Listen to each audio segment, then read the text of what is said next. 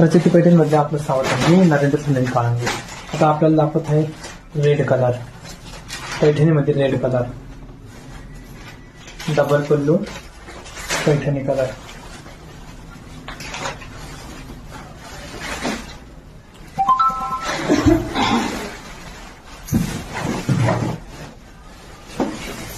हे बघा, डबल पल्लू पैठणी.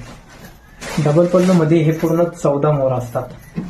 इथं 4 असतात, इथं 6 असतात आणि इथं 4 असतात. असे 14 मोर असतात. हा ट्रेडिशनल पल्लू पण म्हणून ओळखला जातो.